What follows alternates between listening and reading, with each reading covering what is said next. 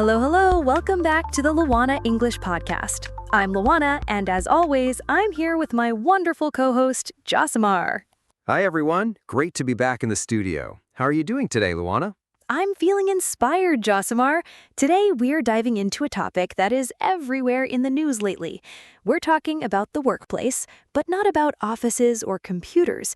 We're talking about us. Ah, the human element. Exactly. We're discussing soft skills versus hard skills, and specifically why things like empathy and communication might be becoming more valuable than even coding or data analysis. It's a big shift in the world and a perfect topic for our B1 and B2 learners to practice their professional English. Let's get into it. So, Josimar, let's start with the basics for our listeners. When we say hard skills, what are we actually talking about? Well, think of hard skills as the technical stuff. It's what you learn in a textbook or a boot camp. For example, knowing how to use Python for coding, speaking a second language, or even operating heavy machinery. They're easy to measure. You either know how to do it or you don't. Right. And then we have soft skills. I always feel like these are harder to define, but you definitely notice when someone doesn't have them. That's so true. Soft skills are interpersonal. It's how you relate to people. We're talking about leadership, time management, and the big one today, empathy. It's interesting because for years, schools told us, learn to code, learn math, that's where the money is. But now, with artificial intelligence, or AI, doing a lot of that technical work, things are changing. Definitely. I read an article recently saying that AI can write basic code much faster than a human. But what AI can't do is sit down with a frustrated client, listen to their concerns, and make them feel understood. That's where empathy comes in. I've noticed that in my own work.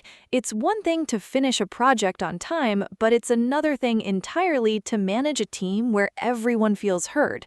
Josimar, have you ever worked with someone who was a genius at their job but lacked soft skills? Oh, absolutely. I once worked with a developer who was incredibly talented, but he couldn't take feedback. If you suggested a small change, he would get defensive. It slowed down the whole team because we were afraid to talk to him. See, that's the soft skills gap. He had the hard skills, but he couldn't collaborate. In the end, the project suffered. Exactly. And that's why companies are now hiring for EQ, or emotional intelligence. They want people who can solve problems and stay calm under pressure. I think it's a relief for many people. It means being human is actually a professional advantage. Okay, let's slow down a bit and look at some of the language we just used. Josimar, I noticed we used a few interesting expressions. Yes. First, let's look at the phrase to take feedback. That's a good one. In many languages, you receive feedback, but in English, we often say take. For example, she takes feedback very well. It means she accepts it without getting angry or upset. Right. If you can't take feedback, you might be seen as defensive. Another thing I want to discuss is the difference between empathy and sympathy. This is a cultural and linguistic nuance. This is important. Sympathy is feeling sorry for someone, like, I'm sorry you lost your job. But empathy is much deeper. It's walking in someone else's shoes. Exactly. Empathy is understanding the feeling. In a business context, empathy means understanding why a colleague is stressed and adjusting your tone to help them. It's more active than sympathy. And finally, let's look at the phrasal verb to step up.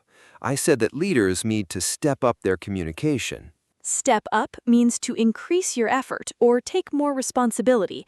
If you want a promotion, you need to step up your game. Now for my favorite part, the vocabulary summary. We've picked 5 words or idioms from today's chat for you to add to your notebook. Number 1, interpersonal. Adjective. Definition, relating to relationships or communication between people. Extra example, her strong interpersonal skills make her an excellent manager. Number 2, to stay calm under pressure. Phrase. Definition, to remain relaxed and focused when a situation is difficult or stressful. Extra example, emergency room doctors must learn to stay calm under pressure. Number 3, defensive. Adjective. Definition: protecting yourself from criticism or feeling like you are being attacked. Extra example: don't get defensive. I'm just trying to help you improve the report. Number 4. Rapport. Noun.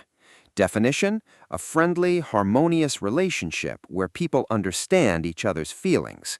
Note the silent T at the end. Extra example: the teacher quickly established a good rapport with the new students. Number 5. To collaborate. Verb. Definition: to work together with others to achieve something. Extra example: scientists from 3 different countries collaborated on the vaccine.